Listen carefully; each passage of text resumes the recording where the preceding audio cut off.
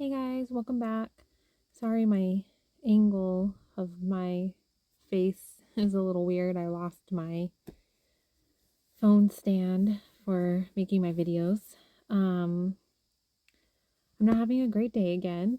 Apologize. I'm a little just, I would rather not be making this video right now, but I'm trying to be disciplined and read the Bible every day. And um, I just, so here I am. Anyways, if there's anyone new that's found my videos, sorry, I'm a little not having a good day again. Um, and if you found my videos and clicked on them and you're interested in getting to know God and praying and bringing Him into your life and reading the Bible every day, please join me. I recommend starting at the beginning. If you go to my channel, you'll find the playlist of all the chapters so far done. Day 1 and 2 are the only days that don't have the recording of the chapters for that day, but then starting day 3, it does. So I apologize. Um, just challenge yourself, give it a try, and, just start this journey with me and give God a chance. Even though I'm not having a great day right now, has nothing to do with God. Um, I'm just have something going on with someone and I just um and but it has nothing to do with God. In fact, God has been actually like helping me. I've been praying to him and asking for help and guidance and support and just trying to stay strong and it's comforting knowing that God's always there for me and so I don't know. Give God a chance. All right, guys, let's start with today's chapters. At that time, Joshua turned back, captured Hazor, and struck down its king with the sword, because Hazor had formerly been the leader of all these kingdoms. They struck down everyone in it with the sword, completely destroying them. He left no one alive. Then he burned Hazor. Joshua captured all these kings and their cities and struck them down with the sword. He completely destroyed them, as Moses, the Lord's servant, had commanded. However, Israel did not burn any of the cities that stood on their mounds except Hazor, which Joshua burned. The Israelites plundered all the spoils and cattle of these cities for themselves, but they struck down every person with the sword until they had annihilated them, leaving no one alive, just as the Lord had commanded his servant Moses. Moses commanded Joshua. That is what Joshua did, leaving nothing undone of all that the Lord had commanded Moses. So Joshua took all this land, the hill country, all the Negev, all the land of Goshen, the foothills, the Arabah, and the hill country of Israel with its foothills, from Mount Halak, which ascends to Seir, as far as Baal Gad in the valley of Lebanon at the foot of Mount Hermon. He captured all their kings and struck them down, putting them to death. Joshua waged war with all these kings for a long time. No city made peace with the Israelites except the Hivites, who inhabited Gibeon. All of them were taken in battle. For it was the Lord's intention to harden their hearts, so that they would engage Israel in battle, be completely destroyed without mercy, and be annihilated just as the Lord had commanded Moses. At that time, Joshua proceeded to exterminate the Anakim from the hill country. So I've said this before, back when when the Israelites were being led out of Egypt, and God said that he hardened Pharaoh's heart repeatedly so that he would, go after them so that he could like sink them all in the Red Sea or whatever. And it said it again right here that God hardened their hearts so that they would go to battle and be destroyed. And I've said in a previous video that I believe that God did not want me to bring him into my life like see him for what he is in all of this until this year, until after I became a mom, until after I went through the things that I've gone through. Because the day that he called on me, it was like a light switch. Like he just was like, okay, it's time. It's time for you to turn to me.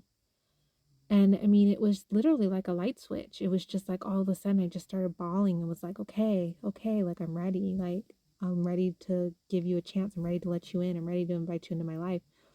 But if I look back on my life, there has always been like, and I used to say it was something or spirits or loved ones or whoever, angels or whatever, was watching out for me, because there's many instances where things could have gone wrong in my life.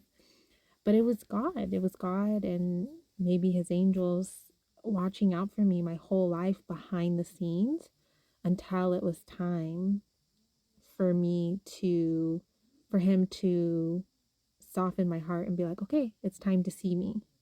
It's time to bring me in. It's time to invite me in. But he was there all along, watching out for me, guiding me, helping me in certain situations, keeping me safe. Because I mean, there was a lot of things that have happened where could have been horribly wrong, like horribly wrong. But, and it always weirdly just worked out for me, or I was okay, or like just, and even I remember people, especially my mom, she would just be like, I have never seen someone just blindly jump off a cliff, not literally, but you know what I mean, like in life, like just do things and then just be okay, land on my feet every single time. And I look back on it now and I'm like, because before I was just like, oh, well, I just, I follow my instincts or whatever. And now I look back and I'm like, no, like God was watching out for me this whole time. Kind of like when a parent, when you have a kid, like say my daughter is, she's learning to walk right now and she's always like bumping into stuff or this or that. And I'll kind of just move something out of her way or push, kind of help her turn around or something. And she doesn't realize that I'm saving her from hurting herself. She's just like, la la la, in her own world, just having a good time, walking around, with her toys. And, but she doesn't realize I'm there behind the scenes, watching over her, keeping her safe, keeping her out of harm's way. And I feel like God did the same thing for me all along. And I feel like because, and I'm not saying this for everyone, I'm not saying everyone out there, God is hardening their hearts. I'm just saying for me specifically, and maybe other people, for me specifically, I truly feel like God hardened my heart and kept me safe the whole time, but did not open my eyes, because I feel like ever since I started bringing God into my life, this veil over my eyes has just been lifted, and I'm starting to see things that I've never seen before. Movies I've watched millions of times, songs I've heard millions of times, places I've been millions of times, people I've seen millions of times. I'm now like, whoa, like I didn't see that before. I didn't see how disgusting and horrible that song was. I didn't see how horrible that movie and the message was. I didn't see how bad these certain people were for me and certain things. Like it's like he's lifting this veil over my eyes that I did not see. And why did God harden my heart this whole time? Because I had to go through the things I've gone through in my life to become the person I am today, to go down the path that God's trying to take me down right now. Because if I didn't go through those things in my life, I wouldn't be able to do what he's wanting me to do, which is to help others, to guide others. And if I didn't go through the things I went through, the path he's guiding me down right now, I wouldn't be able to do it. So I feel like God like hardened my heart, and then when it was time was like, okay, and then it was like a light switch. He lifted the veil. He was like, okay, bring me in. And it was just like literally, and it was like a moment. Just it was like a light switch came on, and ever since then I'm just like, I feel like this veil over my eyes and my life has just lifted, and I'm seeing all these things for the first time that I did not see before. And even blessings, like just everyday blessings that I have in my life that I've never noticed before are also coming to light. And I just, moral of the story, what I'm trying to get at right now is if you're watching this video and you're reading the Bible with me and you're like struggling or you don't understand why, or God came to you at this time in your life, whether it's later in life, or because I'm 30, so when God came into my life, or maybe you're older, I don't know. And you're like wondering, well, why this? Why that? Why hasn't God come into my life before? Why didn't he call on me before? What would have happened if I had let God into my life back then or whatever? If God called on you right now or whenever recently and he has a reason. Like I truly believe that. I feel like if he hardened if you feel like that, if you feel like deep in your spirit, like he did the same thing to you that he did to me for, however many years of your life, there's a reason. And I also believe that there's people who are Christians and believers and have faith, and then they stray from believing for a while. They stray from God for a while. They stray from the Bible for a while, and then they come back and they're stronger than ever. I also feel like that's on purpose too. God is like trying to teach them something, some kind of lesson, or trying to help them with something, or they need that. And so God lets them stray a little bit. And I feel like if you feel like me and you feel like God hardened your heart for whatever period of time, and then now is like, okay, bring me into your life. Let's, you know, here I am. Open your eyes to me. And you feel like that happened to you too. Just, you know, trust God. Like he's doing it for a reason. And I truly believe that if I had tried to bring God into my life before he was ready for me to do it, I don't know that it would have worked because I just wasn't like in the headspace to bring him into my life. Because people have brought up Jesus, Bible, the God, the Bible God, all like my whole life. And um it never resonated with me until that day in my car when God was like a light switch, was like, okay, it's time to come to me. It's time to, you know, bring me in. And it was, here I am. Even though I'm having a hard day today and yesterday, and I still I still feel like my life is transforming for the better because of God. And so I don't know, guys. Even though it's a hard day and I'm not having a great day and I feel like I want to cry right now, I chose to sit down and read the Bible because I feel like it's important to not give up on God, not give up on this journey, not give up on the Bible, because God's timing is perfect. Like, I believe that without a doubt. And I believe that he has the best of intentions for everything that happens, whether we see it right now or not.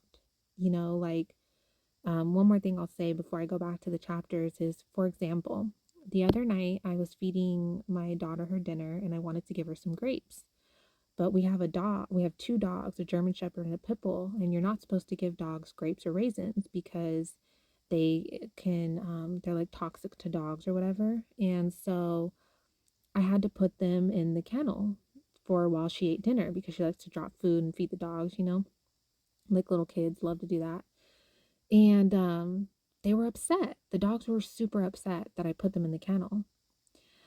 But what they didn't know is I was looking out for them in their lives, but they didn't know that. They were like, what the heck? Why are you putting us away? Like, you jerk? And I feel like sometimes God's doing that. I feel like sometimes God is doing things that we see as a punishment or a bad thing.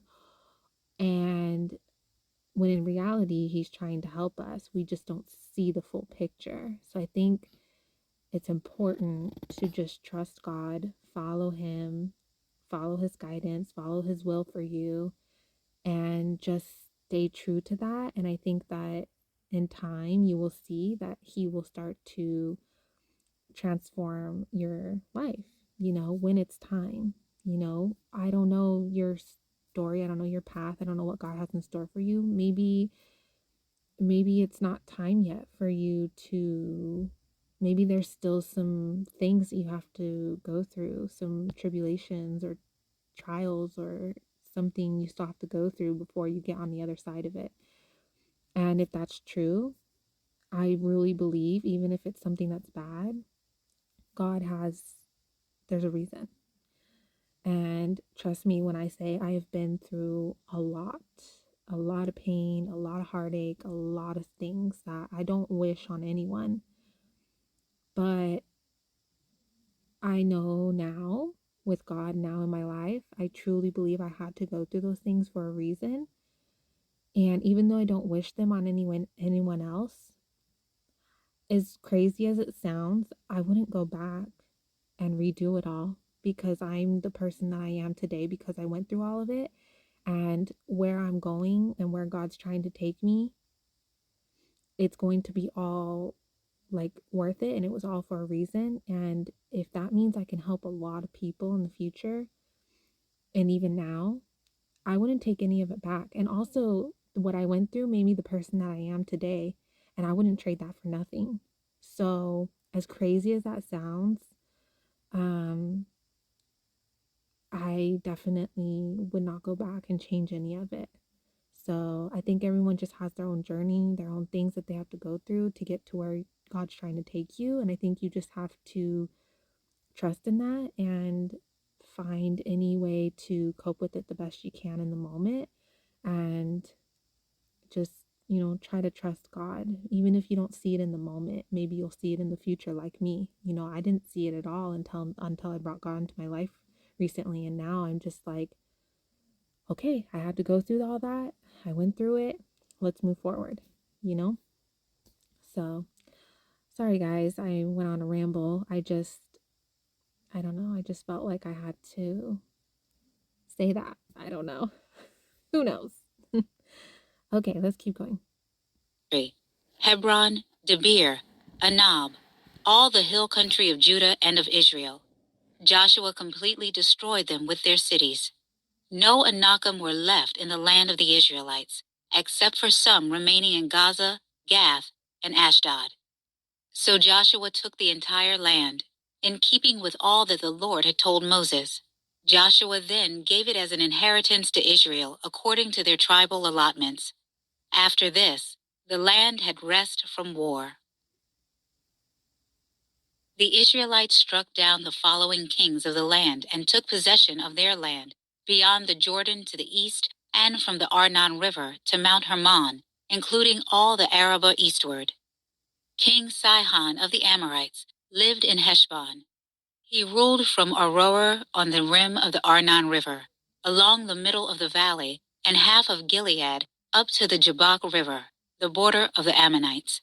The Arabah east of the Sea of Kinnereth, to the Sea of Arabah, that is the Dead Sea, eastward through Beth Jeshemoth and southward below the slopes of Pisgah. King Og of Bashan, of the remnant of the Rephaim, lived in Eshtaroth and Edrei. Over Mount Hermon, Selekah, all Bashan, up to the Gesherite and Maacathite border, and half of Gilead to the border of King Sihon of Eshbon. Moses the Lord's servant and the Israelites struck them down. And Moses the Lord's servant gave their land as an inheritance to the Reubenites, Gadites, and half the tribe of Manasseh. Joshua and the Israelites struck down the following kings of the land beyond the Jordan to the west, from Baal Gad in the valley of Lebanon to Mount Halak, which ascends towards Seir.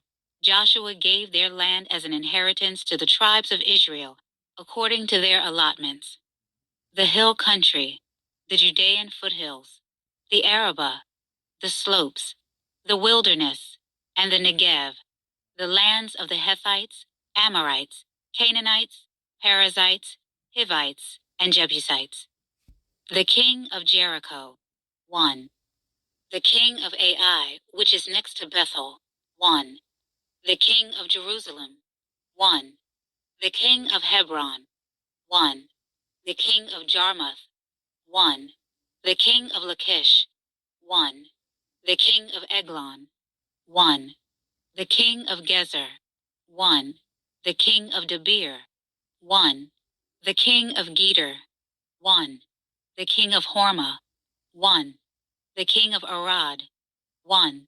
The king of Libnah, 1. The king of Adullam, 1. The king of Makkedah, 1.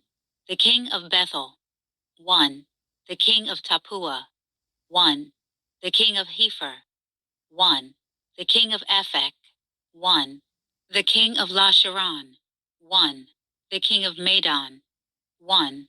The king of Hazor, 1. The king of Shimron Moran, 1. The king of Oxaph, 1. The king of Taanach, 1. The king of Megiddo, 1. The king of Kadesh, 1. The king of Jokneam in Carmel, 1. The king of Dor in Napheth Dor, 1. The king of Goim in Gilgal, 1. The king of Tirzah, 1. The total number of all kings, 31.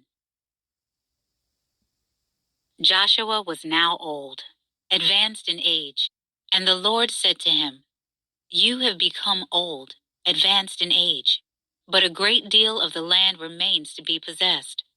This is the land that remains. All the districts of the Philistines and the Geshurites, from the Shihor east of Egypt to the border of Ekron on the north, considered to be Canaanite territory.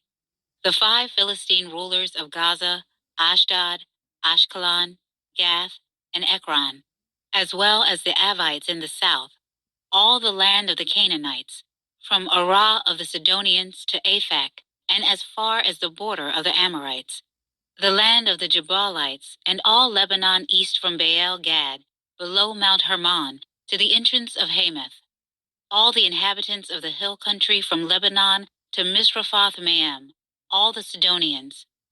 I will drive them out before the Israelites. Only distribute the land as an inheritance for Israel, as I have commanded you. Therefore, divide this land as an inheritance to the 9 tribes and half the tribe of Manasseh. With the other half of the tribe of Manasseh, the Reubenites and Gadites had received the inheritance Moses gave them beyond the Jordan to the east, just as Moses, the Lord's servant, had given them. From Aroer, on the rim of Arnon Valley, along with the city in the middle of the valley, all the Medeba plateau as far as Dibon, and all the cities of King Sihon of the Amorites, who reigned in Heshbon, to the border of the Ammonites. Also Gilead and the territory of the Geshurites and Maacathites, all Mount Hermon, and all Bashan to Selecah, the whole kingdom of Og in Bashan, who reigned in Ashtaroth and Edrei. He was one of the remaining Rephaim. Moses struck them down and drove them out. But the Israelites did not drive out the Geshurites and the Maacathites. So Gesher and Maacath still live in Israel today. He did not, however, give any inheritance to the tribe of Levi. This was their inheritance, just as he had promised, the food offerings made to the Lord, the God of Israel. To the tribe of Reuben's descendants, by their clans, Moses gave this as their territory. From Aurora, on the rim of the Arnon Valley, along with the city in the middle of the valley, the whole plateau as far as Medeba, with Heshbon and all its cities on the plateau, Dibon, Bamoth Baal, Beth Baal Meon, Jahaz, Kedemoth, Miphaeth, Kiriathaim, Sibmah, Zareth Shahar, on the hill in the valley, Beth Peor, the slopes of Pisgah, and Beth Jeshmoth, all the cities of the plateau and all the kingdom of King Sihon of the Amorites, who reigned in Heshbon. Moses had killed him and the chiefs of Midian, Evi, Rechem, Zur, Hur, and Reba, the princes of Sihon who lived in the land. Along with those the Israelites put to death, they also killed the diviner, Balaam son of Beor, with the sword. The border of the Reubenites was the Jordan and its plain. This was the inheritance of the Reubenites by their clans, with the cities and their settlements. To the tribe of the Gadites by their clans, Moses gave this as their territory: Jazer and all the cities of Gilead, and half the land of the Ammonites to Aurora, near Rabbah, from Heshbon to Ramoth Mizpeh, and Betonim, and from Mahanaim to the border of Debir, in the valley, Beth Haram, Beth Nimrah, Sukkoth, and Zaphon, the rest of the kingdom of King Sihon of Heshbon. Their land also included the Jordan and its territory as far as the edge of the Sea of Kinnereth, on the east side of the Jordan. This was the inheritance of the Gadites by their clans, with the cities and their settlements. And to half the tribe of Manasseh, that is, to half the tribe of Manasseh's descendants by their clans, Moses gave this as their territory, from Mahanaim through all Bashan, all the kingdom of King Og of Bashan, including all of Jair's villages that are in Bashan, 60 cities, but half of Gilead, and Og's royal cities in Bashan, Ashtaroth, and Edrei, are for the descendants of Machir, son of Manasseh, that is, half the descendants of Machir by their clans. These were the portions Moses gave them on the plains of Moab, beyond the Jordan east of Jericho. But Moses did not give a portion to the tribe of Levi. The Lord, the God of Israel, was their inheritance, just as he had promised them. The Israelites received these portions that the priest Eleazar, Joshua son of Nun, and the family heads of the Israelite tribes gave them in the land of Canaan. Their inheritance was by lot as the Lord commanded through Moses, for the 9.5 tribes, because Moses had given the inheritance to the 2.5 tribes beyond the Jordan. But he gave no inheritance among them to the Levites. The descendants of Joseph became 2 tribes, Manasseh and Ephraim. No portion of the land was given to the Levites except cities to live in, along with pasture lands for their cattle and livestock. So the Israelites did as the Lord commanded Moses, and they divided the land. The descendants of Judah approached Joshua at Gilgal, and Caleb son of Jephunneh, the Kenizzite, said to him, "You know what the Lord promised Moses, the man of God at Kadesh Barnea, about you and me. I was 40 years old when Moses, the Lord's servant, sent me from Kadesh Barnea to scout the land, and I brought back an honest report. My brothers who went with me caused the people to lose heart, but I followed the Lord my God completely. On that day, Moses swore to me, 'The land where you have set foot will be an inheritance for you and your descendants forever, because you have followed the Lord my God completely.' As you see, the Lord has kept me alive these 45 years as he promised, since the Lord spoke this word to Moses while Israel was journeying in the wilderness. Here I am today, 85 years old. I am still as strong today as I was the day Moses sent me out. My strength for battle and for daily tasks is now as it was then. Now give me this hill country the Lord promised me on that day, because you heard then that the Anakim are there, as well as large fortified cities. Perhaps the Lord will be with me, and I will drive them out as the Lord promised." Then Joshua blessed Caleb son of Jephunneh, and gave him Hebron as an inheritance. Therefore, Hebron still belongs to Caleb son of Jephunneh, the Kenizzite, as an inheritance today, because he followed the Lord, the God of Israel, completely. Hebron's name used to be Kiriath Arba. Arba was the greatest man among the Anakim. After this, the land had rest from war. Okay, guys, there we have it. Today's chapters. I'm really glad that I sat down and read the chapters for today because I actually feel a lot better now than when I first started. So, there's definitely something, I don't know, like peaceful about reading the Bible, even if it's like a little confusing sometimes. And like, I'm like, what is going on? You know, it's a little violent sometimes, but um, now like the further I'm getting into this journey, the more I like actually find reading the Bible comforting. So, I don't know. It's an interesting thought. Okay, guys. Well, I will hopefully talk to you guys tomorrow. I'm going out of town tomorrow. So I'm going to try my best to record tomorrow. So, all right, guys. Have a great night.